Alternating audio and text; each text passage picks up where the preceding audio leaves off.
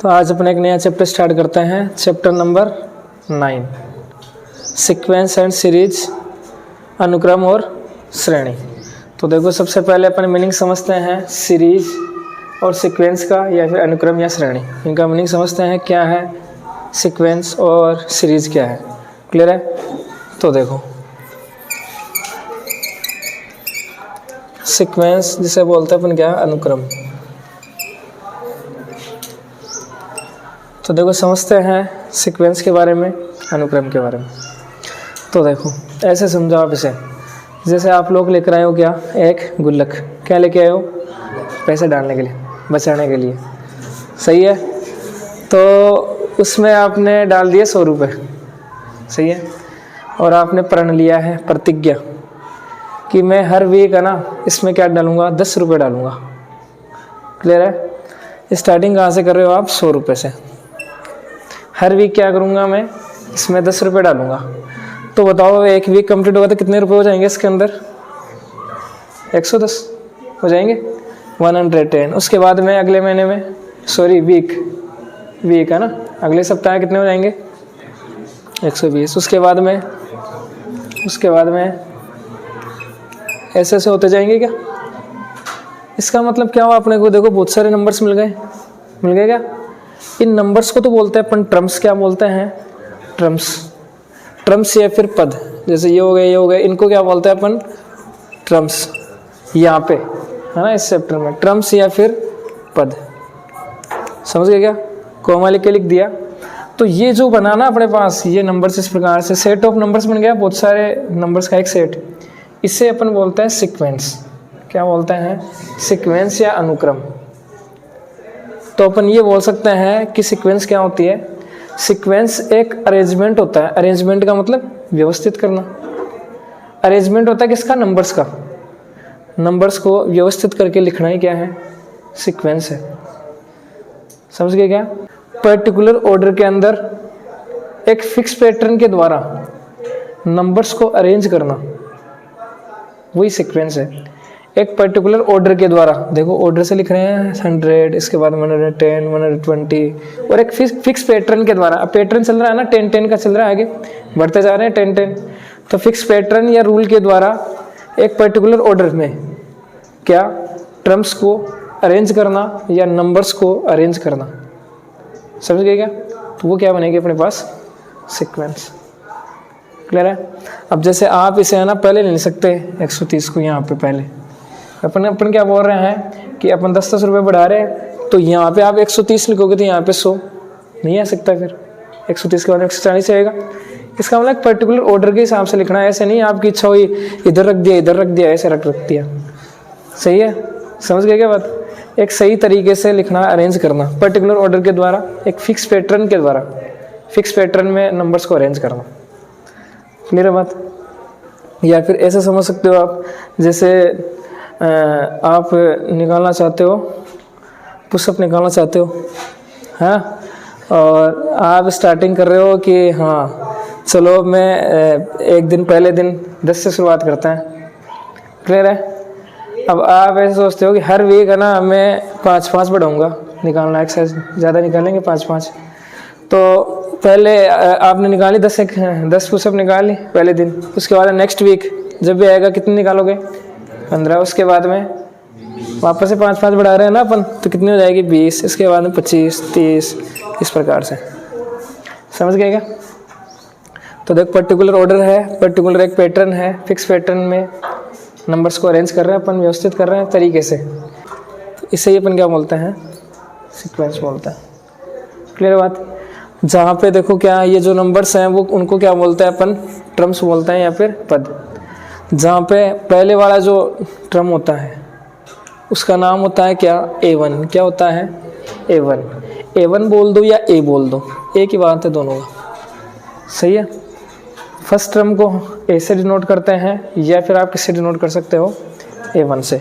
इसके बाद में सेकेंड टर्म को आप डिनोट कर सकते हो किससे? A2 से। थर्ड टर्म को A3 से। फोर्थ टर्म को A4 से। A5, इस प्रकार से। बात समझ गए? क्लियर है? और देखो, और आप ऐसे भी लिख सकते हो जैसे कोई सीक्वेंस है इस प्रकार से 1 4 9 25 सॉरी 9 16 25 इस प्रकार से 36 इस प्रकार से एक सीक्वेंस है। क्लियर है? तो ये भी एक सीक्वेंस है। अब देखो मैं क्या कर रहा हूँ, इन सीक्वेंस को है ना एक फॉर्मूले के रूप में लिख रहा हूँ। क्लियर है? कि जैसे मान लो ये सीक्वेंस चल रही है, तो मैं से पूछूँ आपको कि इसका आप वो बताओ मेरे को कितना 12 नंबर का टर्म बताओ। 12 नंबर का टर्म कितना आएगा इसका? 144 आ जाएगा। जैसे ये थोड़ा बताना आसान था। जैसे मान लो मैं से पूछूँ इसका आप वो बताओ 63 नंबर का टर्म बताओ कितना आएगा, तो नहीं बता सकते अपन, है ना। तो देखो क्या है कि मैं क्या कर रहा हूँ, इसको एक फॉर्मूले की फॉर्म में लिख रहा हूँ। तो फॉर्मूले की फॉर्म में मैं कैसे लिखूंगा, देखो इसका कोई सा भी टर्म हो सकता है, तो मैं उस टर्म को नाम दे सकता हूँ an का मतलब है nth टर्म। an का मतलब क्या है, nth टर्म यानी nवें नंबर का टर्म। अब nवां नंबर कोई सा भी हो सकता है, जैसे n की वैल्यू में 5 बोलो तो 5वें नंबर का टर्म हो जाएगा, a5 हो जाएगा वो। सही है? n की वैल्यू 5 रख दो तो 5 नंबर का टर्म हो जाएगा। n की वैल्यू आप 10 रखोगे तो a10 का मतलब 10 नंबर का 10वें नंबर पे जो भी टर्म है वो हो जाएगा a10। समझ गए क्या? तो एक जनरल नाम अपन दे सकते हैं क्या, an का मतलब कोई सा भी टर्म हो गया उसमें 5। अगर 5 नंबर का टर्म चाहिए तो n की वैल्यू 5 रख लो। क्लियर बात? सेकंड नंबर का चाहिए तो n की जगह 2 रख लो। तो इससे फॉर्मूले की फॉर्म में अपन लिख रहे हैं, तो कैसे लिखें देखो, इससे मैं लिख सकता हूँ क्या, n², जहाँ पे मैं बोल दूंगा कि n की वैल्यू क्या है, n belongs to natural number. Set of natural number को डिनोट करते हैं n से, कैपिटल N से। इसका मतलब प्राकृत संख्याओं का सेट है। n कहाँ बिलोंग करेगा, प्राकृत संख्याओं के समुच्चय में, कोई सा भी अपन ले सकते हैं। तो देखो ये ऐसा लिख सकते हैं क्या अपन इसको फॉर्मूले की फॉर्म में। इसका मीनिंग सेम है।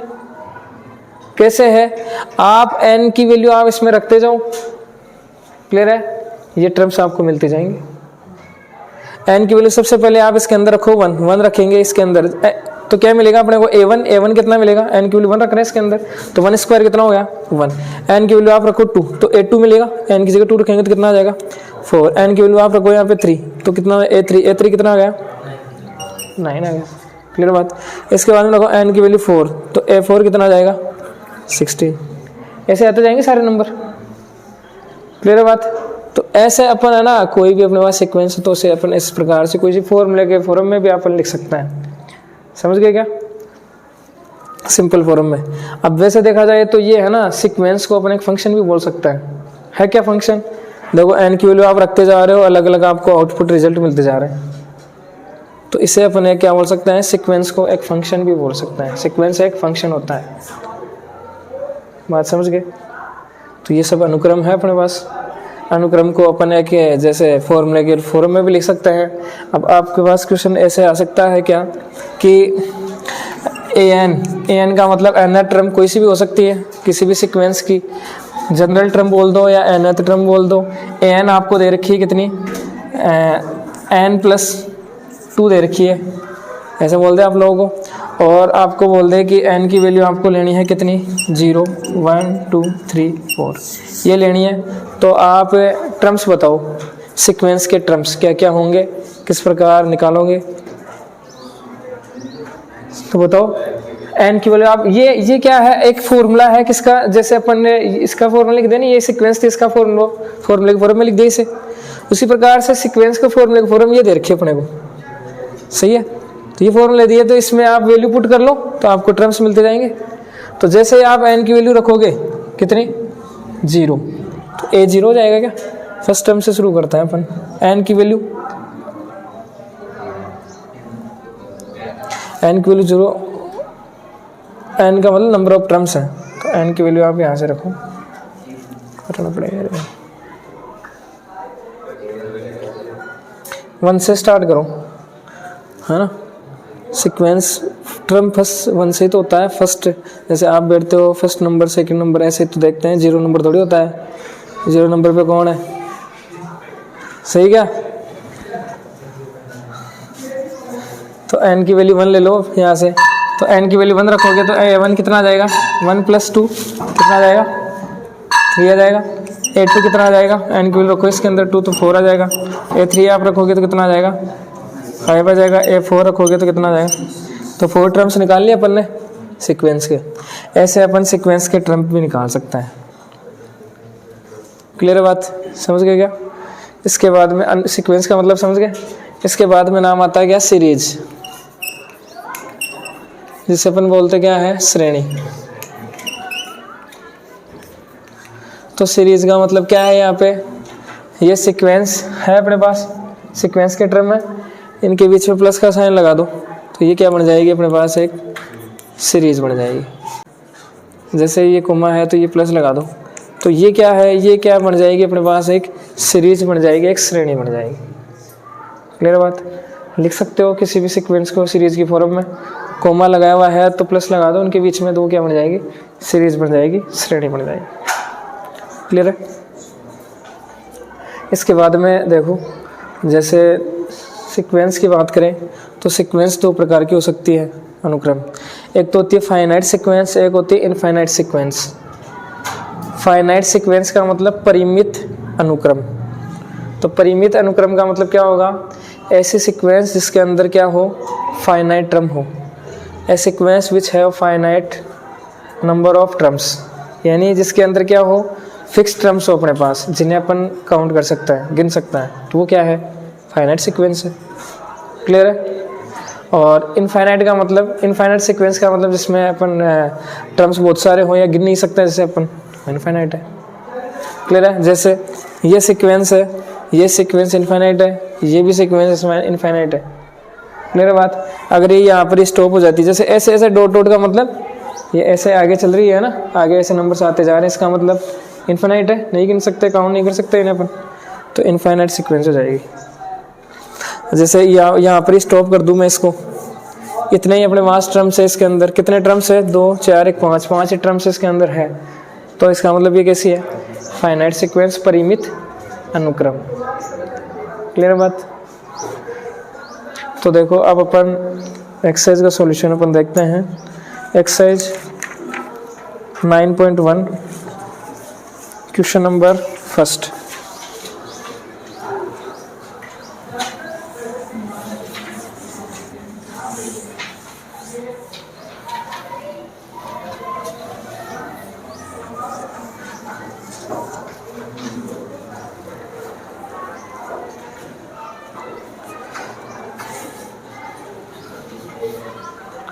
तो देखो क्वेश्चन नंबर फर्स्ट, आपको दे रखा है एन ब्रैकेट n + 2, ये आपको दे रखा है। आपको बोला है क्वेश्चन नंबर 1 से लेके 6 तक है ना, क्या करना है, प्रथम 5 पद अपने को लिखना है, जिसका nवां पद अपने को दिया गया है। nवें का मतलब यही है कि nवें नंबर पे कोई सा भी हो सकता है, जैसे मान लो nवां का मतलब 10वें नंबर का दे दे तो A10 हो जाएगा वो। क्लियर है। ऐसे कोई भी जनरल टर्म आपको दे रखा है an, अब ये an कोई सा भी हो सकता है, जैसे n की वैल्यू 5 हो तो 5th नंबर का टर्म हो जाएगा ये। क्लियर है। ये दे रखा है तो आपको क्या बताना है, शुरू के 5 टर्म्स आपको बताने हैं, लिखने हैं कौन कौन से होंगे। क्लियर है। तो शुरू के 5 टर्म्स निकालेंगे तो क्या क्या वैल्यू क्या रखेंगे, देखो यहाँ पे n की वैल्यू अपन स्टार्टिंग करेंगे यहाँ से 1 से, 1 रख दो, 2 रख दो, 3 रख दो, 4 रख दो, 5 रख दो। n की वैल्यू 5, n का मतलब नंबर ऑफ टर्म्स है, पदों की संख्या। तो जैसे अपन n की वैल्यू 1 लेंगे, मतलब n की जगह इसमें 1 रखोगे तो a1 आ जाएगा अपने पास। तो a1 का मतलब फर्स्ट टर्म हो जाएगा n = 1 पे, सही है। n = 2 पे क्या मिल जाएगा अपने को, a2 मिल जाएगा। n = 3 पे क्या आ जाएगा, a3 आ जाएगा। n = 4 पे a4 और n = 5 पे a5। तो यही तो अपने को पूछा है क्या, कि 5 टर्म्स सीक्वेंस के आप निकालो, यही बोला है। क्लियर है। तो देखो a1 निकालते हैं, यानी a1 का मतलब क्या है, इसके अंदर आपको n की वैल्यू क्या रखनी है, 1, तो 1 रख दो इसके अंदर, 1 ब्रैकेट 1 + 2 तो कितना हो गया 3। n की वैल्यू रखो तो 2 ब्रैकेट 2 + 2 4 4 4 2 8 a3 3 रखो 3 3 + 2 5 5 3 15 मल्टीप्लाई होगा ना यार, कोई साइन नहीं है तो मल्टीप्लाई है। a4 4 4 + 2 6 6 4 24 5 5 + 2 7 35। तो 5 टर्म निकल गए, बस ये काम आपको करना है। जैसे एक क्वेश्चन और कौन सा बताऊँ मैं, 5th नंबर देख लो।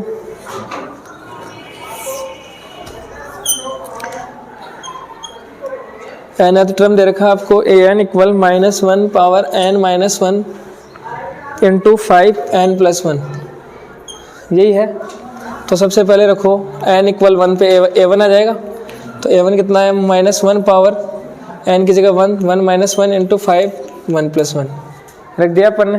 तो देखो 1 -1 कितनी होगी पावर 0, तो -1 की पावर 0 कितना होता है 1, किसी भी नंबर की पावर 0 1, तो 1 इंटू कितना हो गया 5 पावर 2 25, n इक्वल 2 पे क्या आएगा 82 मिल जाएगा, n की वैल्यू 2 रखो इसके अंदर, तो -1 पावर ये हो जाएगा 2 -1 1 हो गया, -1 इंटू 5 पावर 3, तो कितना आ गया -125 आ गया। इसके बाद में क्या रखोगे n की वैल्यू आप रखोगे 3, तो आपके पास आ जाएगा a3 इक्वल -1 पावर n की वैल्यू 3 -1 इंटू 5 3+1, ये होगा -1 की पावर 2 इंटू 5 पावर 4 -1 का स्क्वायर 1 इंटू 5 पावर 4 कितनी होती है 625। तो देखो 3 टर्म्स मिल गए अपने को, अब चौथी टर्म्स निकाल लो, 5 निकाल लो, 5 टर्म पूछिए अपने को। इसी प्रकार से 6 आपको दे रखा है an इक्वल n, देखो किस प्रकार से दे रखा है n स्क्वायर प्लस 5/4, बताओ इसके और इसके बीच में कौन साइन है, नहीं दे रखा है, इसका मान मल्टीप्लाई है, तो आप ऐसे लिख सकते हो, या फिर ये n मल्टीप्लाई हो रहा है इस पूरे से, समझ बात, ऐसा आप लिख सकते हो। तो देखो n की वैल्यू 1 पे बता देता हूँ a1, n की वैल्यू 1 रखो, 1 ब्रैकेट 1 स्क्वायर प्लस 5/4, ऐसा ही लिखोगे आप, तो 1 + 5 6 6/4, 6/4 का मतलब अब a2 निकाल लोगे आप, यहाँ पे 2 रखोगे, 2 स्क्वायर प्लस 5/4, 2 को अंदर मल्टीप्लाई करवा दो, या 2 से ही कैंसिल करवा दो, निकाल लोगे, क्लियर है। इसके बाद में आ जाओ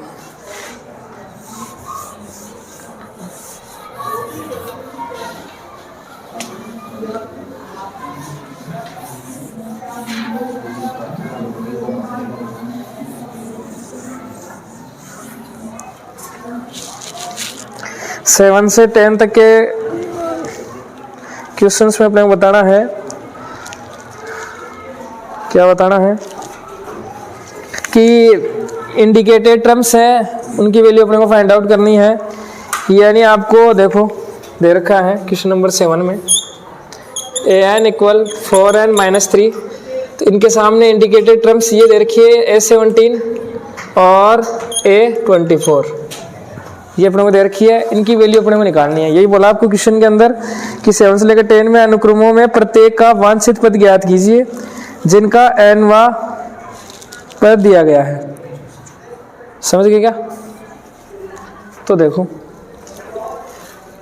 a17 निकालने का मतलब यहाँ पे क्या करोगे आप, a17 कैसे निकालोगे, a17 का मतलब ये है कि देखो यहाँ पे नीचे n है, तो यहाँ पे n की वैल्यू कितनी दे रखी है 17, यहाँ से ये समझते हैं अपन, इसको देखोगे तो n की जगह कितनी है 17 है, तो इसका मतलब इसमें पूरे में क्या रखना है 17 अपने को रखना है, क्लियर है बात। तो आप रखो इसमें 4 × 17, तो कितना होता है 68 - 3, तो कितना आ गया 60, सही है। ऐसे आप कैसे निकाल सकते हो a24 का मतलब n की वैल्यू 24 इसके अंदर रखनी है, सोल्व कर लो से, क्लियर है बात।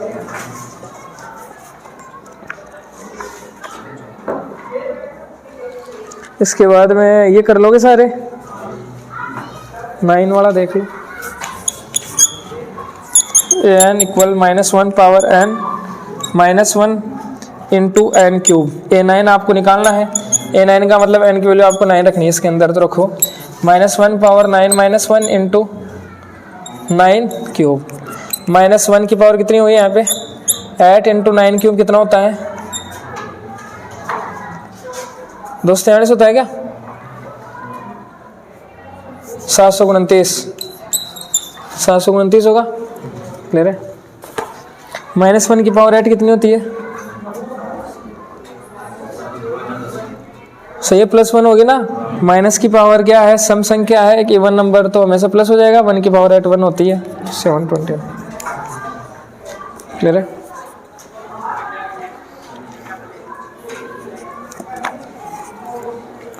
इसके बाद में बोला है देखो 11 से 13 नंबर के क्वेश्चन में आपको निकालना है अनुक्रम के 5 पद, यानी 5 टर्म्स आपको निकालना है सीक्वेंस के, तथा संगत श्रेणी भी ज्ञात कीजिए और इनके कोरस्पॉन्डिंग जो सीरीज बनेगी वो भी आपको निकालनी है, बतानी है। तो देखो एक क्वेश्चन देख लो, कौन सा बताऊँ इनमें, 12 वाला बता देता हूँ। 12 बता देगा।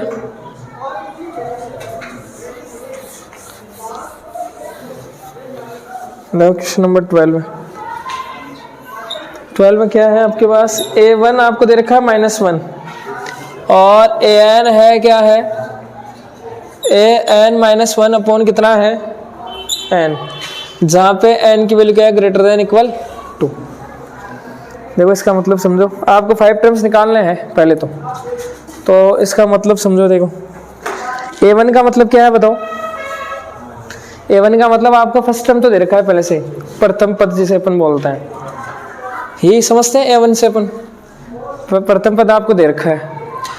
अब ये है ना, ये कब काम में आएगा, जब n की वैल्यू क्या हो ग्रेटर देन इक्वल टू, यानी इसका मतलब n की वैल्यू या तो 2 हो या फिर 2 से ज्यादा हो। n की वैल्यू कभी भी अपन पॉइंटों में नहीं लेते हैं, कभी अपन पॉइंटों में नहीं लेते हैं। n का मतलब होता है नंबर ऑफ टर्म्स, सही है, पदों की संख्या। अब पदों की संख्या पॉइंटों में थोड़ी होती है, जैसे मान लो मैं ऐसे पूछूं कि 2.5 वाला टर्म बताओ कौन सा होगा, तो वो अपन नहीं बता सकते। जैसे ऐसे समझ लो आपकी क्लास में मान लो आप सीक्वेंस से बैठते हो, तो मैं ऐसे पूछूं कि 7.5 नंबर पे कौन बैठा है, ऐसा पॉसिबल है क्या, ऐसा पॉसिबल नहीं है। तो n की वैल्यू हमेशा क्या होती है, पॉजिटिव होती है। पॉजिटिव कौन सी वैल्यू, कौन सी, वो नेचुरल नंबर, समझ गए क्या, नेचुरल नंबर से अपन ले सकते हैं, प्राकृत संख्या ले सकते हैं n की वैल्यू हमेशा, 0 भी नहीं ले सकता है। क्लियर है। n इक्वल 2 का मतलब है 2 नंबर, 2वें नंबर पे, सेकंड नंबर पे कौन है, समझ गए क्या। n इक्वल 0 भी नहीं होता है। क्लियर है बात। तो देखो 5 टर्म निकालने हैं, तो पहला टर्म तो आपको दे रखा ही है पहले से -1। सेकंड टर्म निकालते हैं, सेकंड का मतलब n की वैल्यू 2 रखनी पड़ेगी, तो तभी तो आएगा a2 को बोलते हैं अपन सेकंड टर्म। तो n इक्वल आप रखो 2, तो आपको यहाँ पे रखो तो आपको मिलेगा a2 इक्वल यहाँ पे रखो, कितना हो जाएगा 2 - 1, n की जगह सभी में रखेंगे तो नीचे कितना हो जाएगा n की वैल्यू 2। तो देखो a2 - 1 का मतलब a1 हो गया, a1 अपॉन कितना हो गया 2, a1 की वैल्यू अपने पास है ही, कितनी रही -1 अपॉन 2 आ जाएगी इसकी वैल्यू a2। क्लियर है बात। a3 निकालेंगे, n की वैल्यू रखेंगे इसके अंदर 3, तो जैसे रखेंगे तो 3 - 1 अपॉन a, नीचे आ जाएगा कितना 3 - 1 का मतलब कितना हो गया 2 हो गया, a2 अपॉन कितना हो गया, a2 की वैल्यू अपन निकाल ली, कितनी निकाली -1 अपॉन 2 निकाल ली ना अपन ने, डिवाइड बाई कितना हो गया। अब रेसिप्रोकल करवा दो यहाँ से, सही है, डिवाइड में मल्टीप्लाई में चेंज करो तो क्या हो जाएगा, इसके नीचे लगा लो 1, तो -1/2 इंटू 1/3, तो -1/6 आ गया। तो ऐसे निकाल लोगे क्या a4, n की वैल्यू 4 रख लो इसके अंदर, तो कितना हो जाएगा a4 - 1 अपॉन 4, a3 अपॉन कितना हो जाएगा 4, a3 की वैल्यू निकाल ली अपन ने, कितनी है -1/6 है, डिवाइड बाई 4, तो सोल्व करोगे तो आएगा -1/24। तो n की वैल्यू 5 रख लो तो a5 आ जाएगा। तो 5 टर्म्स अपने को बताने हैं। क्लियर बात। तो ऐसे निकाल लोगे। अब आपको बोला है इनके कोरस्पॉन्डिंग सीरीज भी अपने को लिखनी है, संगत श्रेणी। तो श्रेणी में क्या बताया था मैंने, सीक्वेंस है उसके टर्म्स है, तो कोमा की जगह क्या लगा दो, सभी में प्लस लगा दो। अब जैसे सीरीज सीक्वेंस तो हो जाएगी, यहाँ से क्या सीक्वेंस क्या हो जाएगी, सबसे पहला टर्म -1, सेकंड टर्म कौन सा आया -1/2, थर्ड टर्म कौन सा आया -1/6, फोर्थ कौन सा आया -1/24, ऐसे आ जाएगा, फिफ्थ टर्म आ जाएगा। अब ये तो हो गई सीक्वेंस। और सीरीज की बात करें अपन, श्रेणी की बात करें तो कोमा को हटाकर प्लस लगा दो, -1 प्लस -1/2 आ जाएगा, प्लस -1/6 प्लस -1/24, एक टर्म हो रहा जाएगा। क्लियर है। और लिखना चाहो तो प्लस इंटू माइनस कितना हो जाएगा, माइनस, यहाँ पे माइनस हो जाएगा, यहाँ पे माइनस हो जाएगा। सही है बात, क्लियर है। इसके बाद में आ जाओ क्वेश्चन नंबर 14। फिबोनाची अनुक्रम निम्न रूप से परिभाषित है, यानी इस प्रकार की जो सीक्वेंस अपने को दे रखी होती है उसे अपन बोलते हैं क्या है, फिबोनाची अनुक्रम। क्लियर है। तो आपको दे रखा है an equal an-1 plus an-2 where n greater than 2।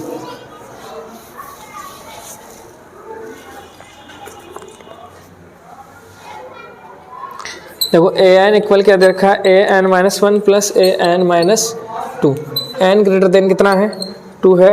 जहाँ पे आपको पहले दे रखा है 1 इक्वल a1 इक्वल a2। इसका मतलब क्या है बताओ, a1 की वैल्यू कितनी है, 1 है, a2 की भी कितनी है, 1 है। दो टर्म्स तो शुरू के दे रखे हैं आपको।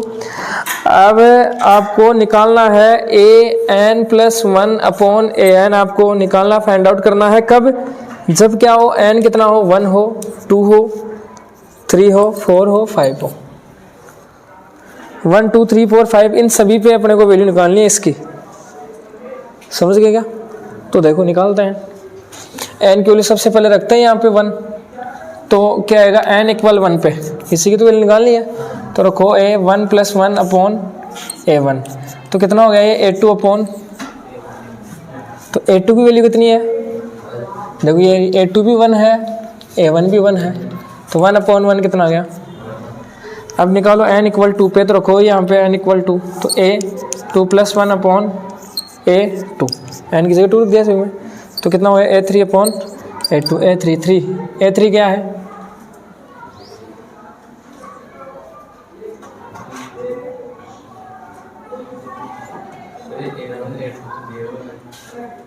अच्छा देखो यहाँ से निकालेंगे ना a3 अपन, ये रहा, ये भी तो दे रखा है रिजल्ट हमें। a3 निकालेंगे कहाँ से, अब यहाँ पे अटक गए ना अपन, रुक गए, तो यहाँ पे पता नहीं चल रहा a3 कहाँ क्या आएगा। तो आप यहाँ से देखो किसने बोला है n ग्रेटर देन अगर 2 है, n 2 से क्या है, बड़ा है, तब आप ये काम में ले सकते हो ये रिजल्ट। सही है। तो n 2 से बड़ा होने का मतलब n की वैल्यू आप ले सकते हो 3 4 5 इस टाइप से। तो रखो यहाँ पे n की वैल्यू 3 रखो आप।